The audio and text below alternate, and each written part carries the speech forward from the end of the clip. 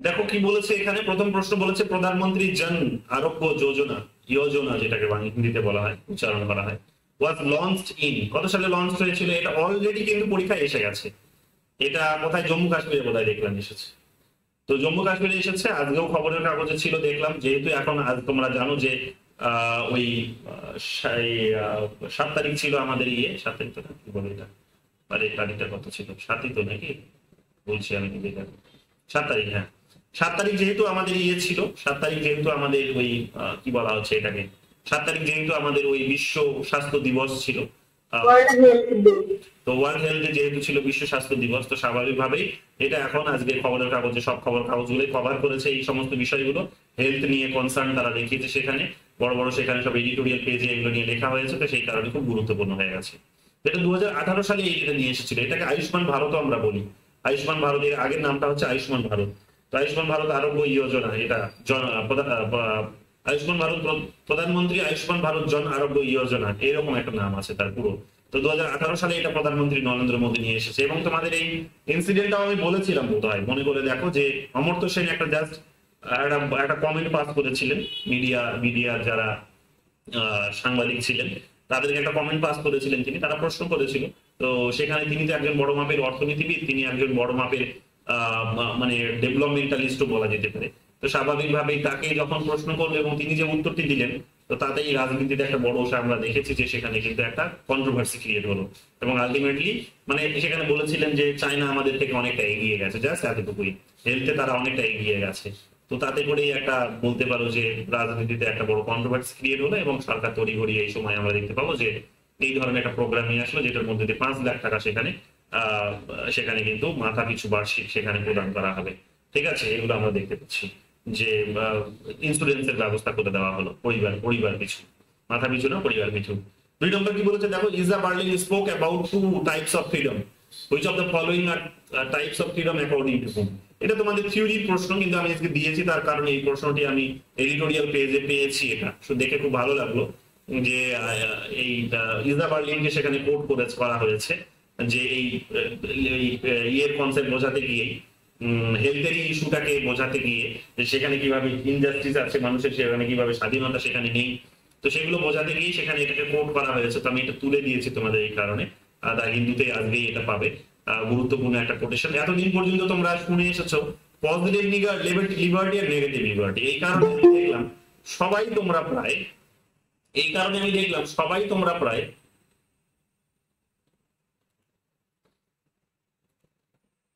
এই কারণে আমি দেখলাম সবাই তোমরা প্রায় কি করেছো, সবাই তোমরা প্রায় পজিটিভ এবং নেগেটিভ এটাকে সিলেক্ট করেছো।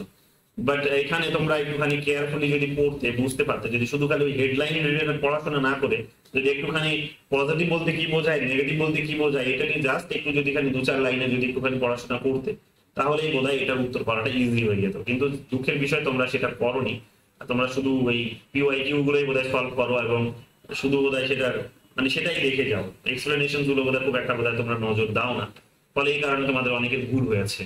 তো এটা হবে পজিটিভ এবং নেগেটিভ হবে, কিন্তু এখানে তিনি নেগেটিভটাকে এখানে বলেছিলেন ফ্রিডম ফ্রম, ফ্রিডম ফ্রম অর্থাৎ যেখানে এক প্রকার কি থাকবে, কোনো রকমের কন্ট্রোল থাকবে না, স্টেটের কোনো রকমের কন্ট্রোল থাকবে না, ইন্ডিভিজুয়াল নিজের মতো করে জীবনযাপন করতে পারবে। আর এখানে ফ্রিডম টু যেটাকে বলেছে সেটা হচ্ছে পজিটিভ লিবার্টি, অর্থাৎ যেখানে কি থাকবে, যেখানে যেখানে কি থাকবে, যেখানে হচ্ছে অবস্টেকলস থাকবে তার কাছে, বাধা থাকবে তার কাছে, ব্যক্তি সমস্ত কিছু স্বাধীনভাবে এনজয় করতে পারবে না, স্টেটের তরফ থেকে তার উপর কিছু সেখানে কিন্তু বাধা নিষেধ আরোপ করা হবে, এবং সেই বাধা নিষেধ গুলো অবশ্যই রিজনেবল ভাবে, সেই রিজনেবল বাধাগুলো আরোপ করার মধ্য দিয়ে কি করা হবে, এক প্রকার ইকুইটি সোসাইটিতে এস্টাবলিশ করার চেষ্টা করা হবে। তো ইকুইটির পার্সপেক্টিভ থেকে এটা কিন্তু খুব গুরুত্বপূর্ণ হয়ে যায়। এই কারণে এটা হবে ফ্রিডম ফ্রম, ফ্রিডম টু, এই দুটো কিন্তু আর কিছুই না, সেগুলো নেগেটিভ ফ্রিডম এবং পজিটিভ ফ্রিডম, বা নেগেটিভ লিবার্টি বা পজিটিভ ফ্রিডম লিবার্টি, এই দুটো শব্দকেই ডিনোট করছে আলটিমেটলি। এগুলো একটুখানি এই কারণে তোমাদের দেখে নিতে হবে। 3 নম্বরে দেখো, 3 নম্বর কি বলেছে, which of the following regarding health in India is false. তো ফলস এখানে তোমরা অনেক হয়তো বুঝতে পারোনি প্রশ্নগুলো, প্রথম দুটোর মধ্যেই উত্তরটা বেরিয়ে আসতো। এটা তো তোমরা জানো, একাধিকবার পরীক্ষায় জানতে চেয়েছে, নেটেও জানতে চেয়েছে, বিভিন্ন রাজ্যের সেট গুলোতেও জানতে চেয়েছে। 2017 সালে আমাদের ন্যাশনাল হেলথ পলিসি লঞ্চ করা হয়েছে। হেলথের শব্দের উল্লেখ আমাদের আছে, কোথায় আছে না, ডিরেক্টিভ প্রিন্সিপালস অফ স্টেট পলিসিতে আছে। তাছাড়াও তোমরা দেখবে যে ওই 243 জি যেটা আছে 243 জি, আর্টিকেল নাম্বার 243 জি কি আছে বলতে পারবে কেউ? 243 জি তে কি আছে? 243 মানে যতদূর মনে হচ্ছে ফার্স্টে পঞ্চায়েত আছে, তারপর মিউনিসিপ্যালিটি আছে, জেড থেকে জেড জি অব্দি মনে হয় মিউনিসিপ্যালিটিস আছে। 243 থেকে 243 ও পর্যন্ত পঞ্চায়েত আছে, 243 পি থেকে 243 জেড জি পর্যন্ত মিউনিসিপ্যালিটি আছে। এবার 243 জি যখন বলছে তখন আমরা দেখতে পাবো কি, জি যখন বলছে তখন জি তে আমরা দেখতে পাবো 243 জি তে পঞ্চায়েতকে ওই আর কি স্যানিটেশনস, হেলথ এগুলোর ইমপ্রুভমেন্টের জন্য কিন্তু কতগুলো ফাংশনস এখানে মেনশন করা হয়েছে। কাজে বুঝতেই পারছো যে এগুলো কনস্টিটিউশনাল রাইটস, হেলথের ইস্যুস গুলো কনস্টিটিউশনাল রাইটস, এবং লোকাল বডিজ গুলোকেও কিন্তু এক প্রকার কি করা হচ্ছে যে হেলথের বিষয়গুলো নিয়ে ফাংশনস করার জন্য কিন্তু দায়িত্ব কিছু দেওয়া হয়েছে, রেসপন্সিবিলিটি কিছু দেওয়া হয়েছে। কাজেই এটা যে সংবিধানে নেই তা কিন্তু নয়, এটা সংবিধানে এই শব্দটির উল্লেখ আছে, আমরা এটা পাই। এক নম্বর দিকে দেখো কি বলেছে, India lakhs a constitutional provisions for the fundamental rights to basic health. অর্থাৎ আমাদের হেলথ নিয়ে ফান্ডামেন্টাল রাইটস গুলিতে মানে হেলথকে ফান্ডামেন্টাল, এটা সহজ ভাষায় যেটা বোঝাতে চাইছে সেটা হচ্ছে হেলথ আসলে আমাদের ফান্ডামেন্টাল রাইটস এর আন্ডারে পড়ে কি পড়ে না? না, হেলথ আমাদের ফান্ডামেন্টাল রাইটস এর আন্ডারে পড়ে না। হেলথের কোথায় প্রসঙ্গ? সেখানে হেলথের প্রসঙ্গ এটা জীবন, সেখানে পড়ে না সরাসরি। এখানে হেলথের ইস্যুটা ফান্ডামেন্টাল রাইটস এর মধ্যে পড়ে না, এটা আমাদের একটা দুর্বলতা। যে বিশ্বের বিভিন্ন দেশগুলো, মেজরিটি অফ কান্ট্রিজ, তারা কি করেছে না হেলথকে সেখানে ফান্ডামেন্টাল রাইটস এর মধ্যে ইনক্লুড করেছে। আমরা এখনো সেটা ফান্ডামেন্টাল রাইটস এর মধ্যে ইনক্লুড করতে পারিনি। শিক্ষা আছে কিন্তু স্বাস্থ্য সেখানে নেই, পাবে না তুমি করে কোথাও নেই। ঠিক আছে, ইনডিরেক্টলি এবার হয়তো চলে আসতে পারে যে রাইট টু, যেমন লাইফের কথা বলা হয়েছে আর্টিকেল 21-এ, যেটা একাধিকবার পরীক্ষা আসে তোমরা জানো। তো সেটা হয়তো ইনডিরেক্টলি চলে আসতে পারে, কিন্তু ডিরেক্টলি এই হেলথ নিয়ে কোনো কিন্তু প্রভিশনস নেই, ফান্ডামেন্টাল রাইটস এর মধ্যে নেই। ঠিক আছে, সরকার এই কারণে আলাদা করে এই ধরনের ন্যাশনাল হেলথ পলিসি নিয়ে আসতে বাধ্য হয়, এই ধরনের আইন কানুন গুলোকে নিয়ে আসে সরকার, বুঝতে পেরেছো? এবং এই আইনের আন্ডারে আমরা জন আরোগ্য যোজনা বা ওই আয়ুষ্মান ভারতের মতো প্রোগ্রাম নিয়ে আসতে দেখলাম, পলিসি নিয়ে আসতে দেখলাম, প্রজেক্ট নিয়ে আসতে দেখলাম। 4 নম্বর দেখো কি বলেছে, 4 নম্বর বলছে when did UN General Assembly unanimously endorse the resolutions urging countries to accelerate progress towards universal health coverage, UHC যেটাকে বলা হচ্ছে, ইউনিভার্সাল হেলথ কভারেজ বলা হচ্ছে। কি বলছে, কখন ইউনাইটেড নেশনস এর সাধারণ সভা তারা সর্বসম্মতিক্রমে কি করেছিল না একটা প্রস্তাব গ্রহণ করেছিল। যে প্রস্তাবটা কি ছিল না সার্বজনীন স্বাস্থ্যের একটা কভারেজ রিলেটেড ছিল। তো এটা হয়েছিল 2012 সালে। অর্থাৎ বিশ্বের বিভিন্ন দেশগুলো কি করবে, সকলের জন্য উন্মুক্ত ভাবে হেলথের ইস্যুস গুলোতে ফোকাস করবে, হেলথ ইনশিওর করবে প্রত্যেকটা নাগরিকের জন্য, এই ধরনের কোনো পদক্ষেপ নেবে, এই ধরনের কথা বলেছিল বা একটা প্রস্তাব নিয়েছিল 2012 সালে। 2012 সালে এসে দিচ্ছে, তার মানে বুঝতেই পারছো যে একটা সময় তারাই কিন্তু বলেছিল, এই ইনস্টিটিউশনস গুলোই দেখবে তাদের লিবারাল পলিসি গুলোই কিন্তু বলেছিল যে সবই প্রাইভেটাইজেশন করে দাও, প্রাইভেটাইজেশন করে দাও। আজকে তারাই এসে বলতে বাধ্য হচ্ছে ঘুরপথে, ডিরেক্টলি বলছে না কিন্তু এখনো ঘুরপথেই বলছে যে ইউনিভার্সাল হেলথ কভারেজ নিয়ে আসতে হবে। কত বলছে, কখন বলছে? 21st সেঞ্চুরিতে এসে বলছে, অনেকটা পরে এসে বলছে। গ্লোবালাইজেশন তার অনেক আগে শুরু হয়েছে, ফ্রি মার্কেটের কনসেপ্ট তারও অনেক আগে শুরু হয়েছে, কিন্তু 2012 সালে সেটা তারা এই কারণে বলতে বাধ্য হচ্ছে, তার কারণ যে সেখানে সকলকে সেই হেলথের ক্যাটাগরিতে নিয়ে আসা যাচ্ছে না, সকলের জন্য হেলথ ইনফ্রাস্ট্রাকচার ইনশিওর করা যাচ্ছে না, বা হেলথের সুযোগ সুবিধা পাইয়ে দেওয়া যাচ্ছে না। তো সেই কারণে এখন কিন্তু স্টেট গুলোকে সেখানে নেসেসারি ইনিশিয়েটিভ নিতে বলা হচ্ছে। তো 2012 সালে এটা কিন্তু ইউনাইটেড নেশনস এই ধরনের একটা প্রোগ্রামকে কিন্তু পুশ করেছে সকলের জন্য, এবং মেজরিটি অফ কান্ট্রিজ এই কারণে তোমরা দেখবে যে হেলথকে তারা ফান্ডামেন্টাল রাইটস এর মধ্যে জায়গা দিয়েছে। 2012 সালে হবে এটা। চলে আসে পরের প্রশ্ন, যেখানে লিখে দিয়েছি দেখো, এখানে 2012 সালে 12ই ডিসেম্বর হবে, এই তারিখটাও মনে রেখো, 12 সালে 12ই ডিসেম্বর। 5 নম্বর দেখো কি বলেছে, 5 নম্বর বলেছে what is the theme of World Health Organisation's of this year. তো এই বছরের ওয়ার্ল্ড হেলথ অর্গানাইজেশনের যেটা থিম সেটা হচ্ছে my health my right, my health my right. এটা নিয়ে এক্সপ্লেনেশন কিছু নেই, এখানে সরাসরি বলা হচ্ছে যে হেলথ আমার একটা অধিকার, সেই অধিকারটিকে সুনিশ্চিত করতে হবে সহজ ভাষায়। তো ইউনাইটেড নেশন যেহেতু এটাকে অধিকারের পর্যায়ে রাখে, মানে যা অলরেডি পুশ করেছে যেটা সকলে এটাকে অধিকার হিসেবে মর্যাদা দিক, ফান্ডামেন্টাল রাইটস এর মধ্যেই জায়গা দিক, তো সেই কারণে এই একটা এই ধরনের 4টে ওয়ার্ডকে ব্যবহার করে তারা সকলের জন্য হেলথের কন্ডিশনসটাকে ইমপ্রুভ করার কথা বলেছে। 6 নম্বর দেখো কি বলেছে, 6 নম্বর বলেছে World Health Organisation has declared that health to be a, তো এটা ফান্ডামেন্টাল রাইটস এখনই বললাম, ফান্ডামেন্টাল রাইটস হিসেবে তারা এটা কিন্তু এখানে কি করার চেষ্টা করছে, ঘোষণা করেছে যেটা ফান্ডামেন্টাল রাইটস হোক, সকলের জন্য এটা কিন্তু প্রযোজ্য হোক, এই ধরনের একটা কথা তারা বলেছে, যেটা মৌলিক অধিকার হোক মানুষের। তো বেসিক রাইটস এগুলোর মধ্যে মানে এক প্রকার বলতে পারো যে একটা বাড়ি যদি তুমি তৈরি করো, তাহলে সেই বাড়িটার তোমার পিলার গুলো শক্ত হতে হবে, বা তোমার ওই বাড়িটার বেসমেন্টটা খুব ভালো হতে হবে, নইলে তুমি সেই বাড়ির উপর 4 তলা 5 তলা 10 তলা 15 তলা যত তলা তুমি করতে চাইছো, বিল্ডিং এস্টাবলিশ করতে চাইছো, সেটা তুমি করতে পারবে না। তো এই কারণে বলা হয়েছে বর্তমান দিনে এখন এগুলো কিন্তু যে কোনো দেশের ডেভেলপমেন্টের জন্য এগুলো বেসিক পিলার হিসেবে বিবেচিত হচ্ছে। যেমন শুধু হেলথ নয়, সেখানে এডুকেশনটাও গুরুত্বপূর্ণ পিলার হিসেবে বিবেচিত হয়। ফ্রি মিডিয়া একটা কিন্তু পিলার হিসেবে বিবেচিত হয়, এবং সরকারের তো অন্য 3টে তো পিলার তো আছেই, বাট ওগুলো বাদ দিয়েও এগুলো কিন্তু বেসিক পিলার হিসেবে বিবেচিত হয়। এখানে কেয়ারফুলি ইউনিভার্সাল এই কারণে এখানে পলিসি নিয়ে আসা দরকার, যে এগুলো সবার বেনিফিটটা ইনশিওর করবে, সকলের জন্য কিন্তু একটা অপরচুনিটিস নিয়ে আসবে। এই কথাগুলো তারা এখন এসে বলতে বাধ্য হচ্ছে, কারণ তারা বুঝে গেছে যে প্রাইভেটাইজেশনের মধ্য দিয়ে এগুলো আর করা যাবে না। এই কারণে এগুলোকে তারা ফান্ডামেন্টাল রাইটস এর মধ্যে বলতে বাধ্য হচ্ছে, যে ফান্ডামেন্টাল রাইটস হিসেবে এগুলোকে স্বীকৃতি দেওয়া হোক, তারা নিজেরাই বলছে। 7 নম্বর কি বলেছে? 7 নম্বর বলেছে on which day world health day is observe every year. তো প্রত্যেক বছর 7 তারিখে আমরা ওয়ার্ল্ড হেলথ ডে অবজার্ভ করতে আমরা দেখতে পাই। 8 নম্বর কি বলেছে? দেখো 8 নম্বর বলছে which 3 countries formed A UK US in 2021। AUKUS যেটাকে বলি আমরা, হ্যাঁ অকাস যেটাকে বলি, অকাস। তো অকাস এটা আমরা 2000 দেখতে পাচ্ছি 2021 সালে তৈরি হয়েছে, এই ডেটটাও জানতে চাই পরীক্ষায়।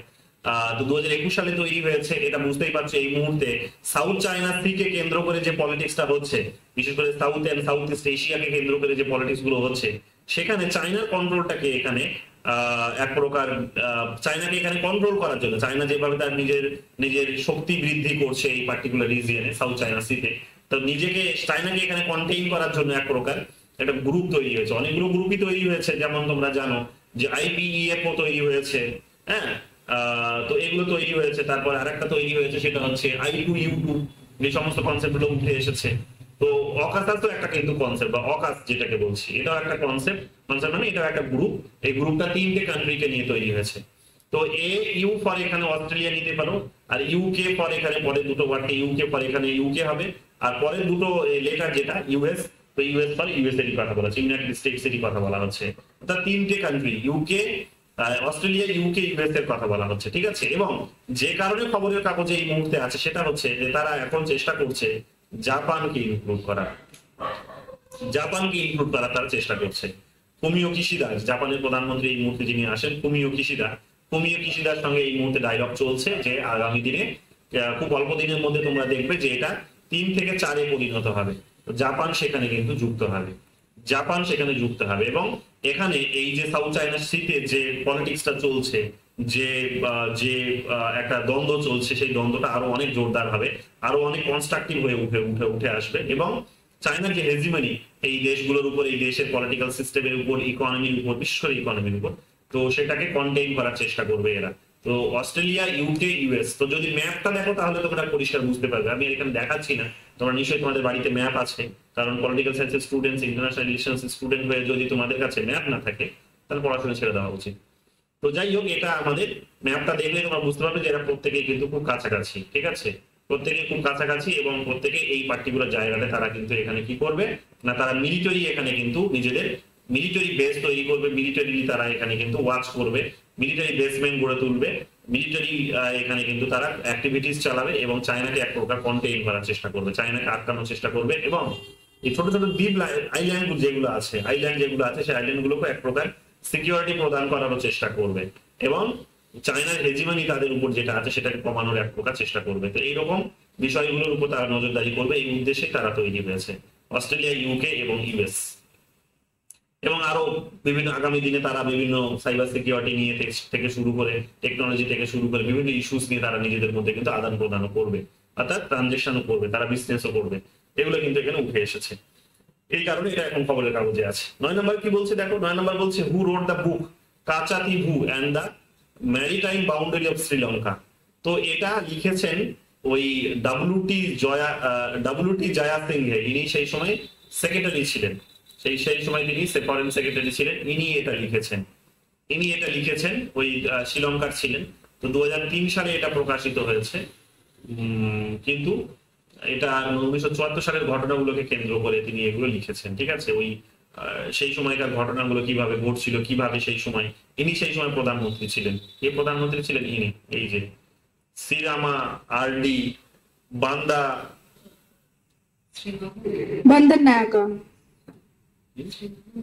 বন্দন নায়কা পরবর্তীকালে এনার স্ত্রী মানে প্রধানমন্ত্রী হয়েছিল। তো যাই হোক, কঠিন উচ্চারণ আমার দ্বারাই হচ্ছে না, তোমরা একটু পড়ে নাও। শ্রীলঙ্কার মানুষ হচ্ছে বোধহয়, মনে হচ্ছে তোমরা সবাই, তো তোমরা পাচ্ছ, আমি পাচ্ছি না। তো এটা হচ্ছে ইনি সেই সময় প্রধানমন্ত্রী ছিলেন। যদি প্রশ্ন এটাও আসে, অনেক সময় তোমরা দেখেছো যে প্রশ্ন এরকমও হয় যে 1971 যখন রাশিয়ার সঙ্গে যখন এগ্রিমেন্ট হলো, যে পিস ফ্রেন্ডশিপ এন্ড কোঅপারেশন যখন এগ্রিমেন্ট হচ্ছে ভারতে, তখন প্রধানমন্ত্রী কে ছিলেন জিজ্ঞেস করে প্রশ্ন কিন্তু। বা যখন আমাদের ওই লাহোর এগ্রিমেন্ট হচ্ছে তখন প্রধানমন্ত্রী কে ছিলেন ওদের দেশে, আমাদের দেশে প্রধানমন্ত্রী কে ছিলেন, বা কাদের মধ্যে চুক্তিগুলো হয়েছে, তারা লিডার কারা ছিলেন, এই ধরনের প্রশ্নগুলো কিন্তু পরীক্ষায় খুবই কমন, বারবার জিজ্ঞেস করে। তো স্বাভাবিকভাবে এই পার্টিকুলার টপিকটি থেকেও যদি কাচাতিগু এগ্রিমেন্ট যেটা হয়েছিল, প্যাক্ট যেটা হলো 1974 এবং 76-এ, যদি প্রশ্ন আসে তাহলে মাথায় রাখবে যে সেই সময় প্রধানমন্ত্রী ছিলেন ইন্দিরা গান্ধী, আর ওদের তরফ থেকে সেই সময় কিন্তু এই চুক্তিটি করেছিলেন ইনি। দেখে নাও, আরো উচ্চারণ করছি না, ঠিক আছে। এবং চরণ সিং, এই শরণ সিং যে এখানে যে নাম দেখছো যিনি, শরণ সিং সেই সময় আমাদের এক্সটার্নাল ফরেন মিনিস্টার ছিলেন শরণ সিং। ঠিক আছে, তো এই গেল আমাদের তিনটে যে আমাদের পেন্ডিং কারেন্ট অ্যাফেয়ার্স ছিল, যেগুলো না আলোচনা করলেই নয়, কারণ আমাদের টার্গেট এখন জেআরএ। তো স্বাভাবিকভাবেই আমাদের এই প্রশ্নগুলো অ্যাড্রেস করতে হবে। ফরেন পলিসি প্রশ্নগুলো যেহেতু নতুন প্রশ্ন দিচ্ছে, কাজে আমাদের নতুন এইভাবে বানিয়ে নিয়েই প্রশ্ন পড়াশোনা করতে হবে, আপডেট প্রশ্নগুলো নিয়েই পড়াশোনাটা করতে হবে। তো এগুলো তোমরা এখান থেকে আশা করি কতগুলো তো কমন পাওয়া উচিত, বা ডিরেক্টলি ইনফরমেশন গুলো কমন না পেলে, প্রশ্নগুলো কমন না পেলেও আইডিয়া গুলো কমন পাবে। এটা কিন্তু ধীরে ধীরে এইরকম ভাবে ফরেন পলিসিতে কখন কি হচ্ছে আমি যদি এরকম ভাবে তোমাদের প্রত্যেকদিন আপডেট দিতে থাকি একটু করে, তাহলে তোমরা দেখবে আগামী দিনে ফরেন পলিসি এক্সপার্ট হয়ে যাবে ধীরে ধীরে।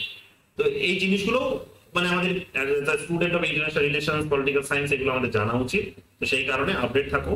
এবং হিন্দু পত্রিকাটিতে তোমরা জানো খুব কোয়ালিটেটিভলি লেখা হয়, এবং যারা লেখেন তারা খুবই হাইলি রেপুটেড মানুষজন লেখেন, তারা অনেক হাই প্রোফাইল মানুষজন লেখেন, তাদের নলেজ, প্র্যাকটিক্যাল নলেজ আছে, তারা দীর্ঘদিন ধরে এই ফিল্ডে হয়তো কাজ করেছে। যেমন দেখলে যে বইটা লিখেছেন এই মানুষটি, তো স্বাভাবিকভাবেই আমরা দেখতে পাবো কি যে এদেরই লেখাগুলো এখানে ছাপা হয়। এগুলো আমরা যদি সরাসরি পড়ি তাহলে আমাদের একটা কমন পাওয়ার সম্ভাবনাটা অনেকটা বেড়ে যায়, এবং আমাদের নিজেদেরও নলেজের কোয়ালিটিটা কিন্তু বৃদ্ধি পায়। তো এগুলো আমাদেরকে একটু মাথায় রাখতে হবে, ঠিক আছে। এবার আমি চলে আসছি তোমাদের আলোচনায়, যেটা হচ্ছে পুরোটা হয়তো শেষ করতে পারবো না, অর্ধেকটা করে দেবো, দুটো থিওরি আজকে করে দেবো, বাকি একটা থিওরি বাকি থাকবে, সেটা নেক্সট দিন আমি হালকা করে বলে দেবো ওটাও। এবং কোয়েশ্চেন্স গুলো আগামীকাল সকালবেলাও পেয়ে যাবে। সকালবেলা যে কোয়েশ্চেন্স গুলো পাবে আজকে যা পড়াবো তার মধ্যে থেকেই কমন পাবে, চিন্তার কোনো বিষয় নেই। বাকি যে ছোট্ট একটু পার্ট বাকি থাকবে সেটা আমি আগামীকাল তোমাদের কোয়েশ্চেন্স গুলো অ্যানালাইজ করার পরই ওটা পড়িয়ে দেবো, ঠিক আছে। তো আজকে আমাদের আলোচনার বিষয়বস্তু তাহলে কি হবে? আমাদের আজকের আলোচনার বিষয়বস্তু হবে আমাদের কি theory? Motivation theory. Abraham Maslow, এই বিশেষ করে আমরা আজকে পড়ার চেষ্টা করবো মোটিভেশন থিওরি অফ মোটিভেশন। 200 এটাকে স্টার্ট করে দিই।